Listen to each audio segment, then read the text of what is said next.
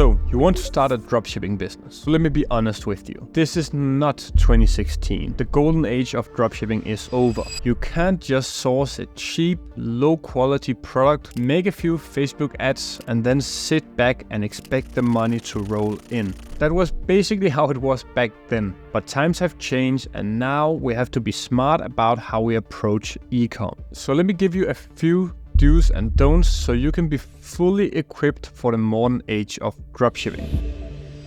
My name is Nikolaj Petersen, and in the past 2.5 years I've grown and scaled multiple ecom brands that altogether have done 50 million euros in sales. To this day I'm still in the ecom business and my brands are doing millions in revenue each month. But why am I telling you this? Well, it's to prove to you that the strategy I'm about to teach you is not just the same model that thousands of online gurus have been perpetuating since 2016. This is something that actually works right now, and my brands are a living proof of that. But before we get into my strategy, I want to explain to you the 3 main reasons why you can't just treat dropshipping like the get-rich-quick scheme that it once was.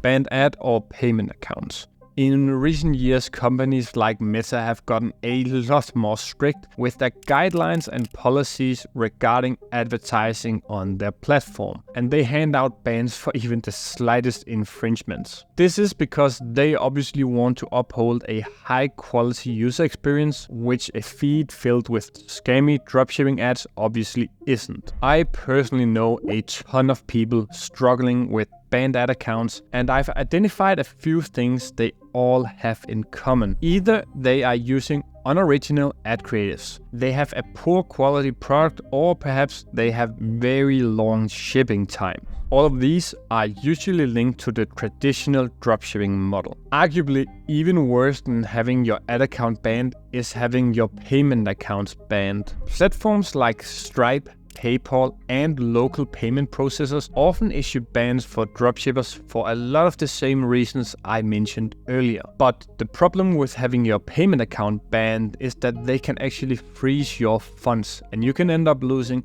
all the profits your store has made. I've seen people losing upwards of 100,000 euros to banned payment accounts. So this is definitely something you want to avoid. I thankfully have never had any of my ad or payment accounts banned, and later in this video I'll show you some precautions that you should be taking.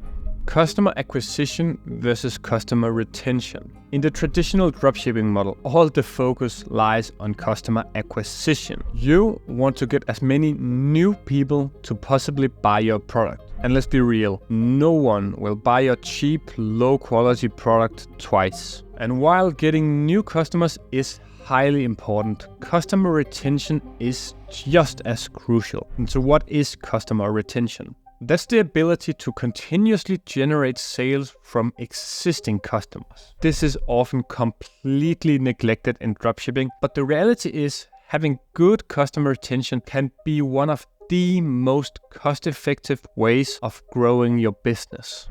Low barrier of entry.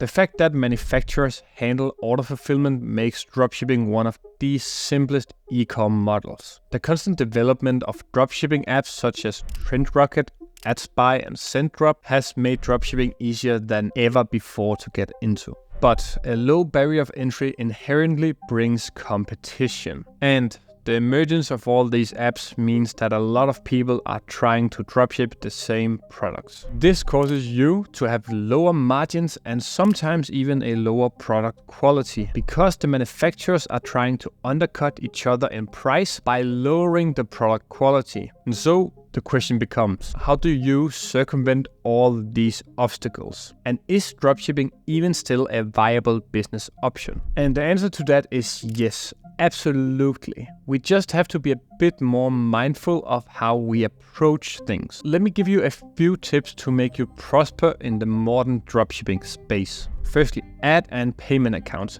How do you avoid bans? Well, in theory, it's actually simple. You need to source a high quality product that provides customers with immense value. Create original ad creatives for it and make sure you've got those fast shipping times by using a 3PL, so the entire customer journey becomes a positive experience. This is obviously a lot easier said than done, and I could talk for hours about each of these facets of dropshipping. I go much more in depth about what to look for when sourcing a product in another video of mine, which you can check out. With that said, the reality also is that you can be doing all these things right, and sometimes Meta might just ban your account anyway. And in that case, there are really only a few things you can do. Either borrow a family member or a friend's Meta account, or get an agency account, as in my experience, these accounts are granted a lot more leeway when it comes to their advertising capabilities. If you don't have access to an agency account, which I assume most of you who are just starting out do not. And if you're someone who's willing to sacrifice some capital in the short term to make sure you take the right steps on your e-commerce journey, well then check out my mentorship program, Scaling With Ecom. On top of giving you 50 step-by-step modules to follow, we also provide you with personalized coaching and access to my network, which includes ad agency accounts. If this sounds like something you could be interested in, you can book a call with us on the link down below. Now, in order to create an e-com store that differentiates itself from the competition and retains a lot of its customers, increasing the number of repeat buyers, you really need to move from generic dropshipping to branded e-com stores. This means keeping your own stock, getting a 3PL to lower your shipping times and raise your margins. And then you can look into getting a demand planner and a supply chain manager to help you with the forecasting. Now, this is obviously more advanced and definitely not something you should worry about when you're just getting started. If you found any value in this, consider subscribing and dropping a like.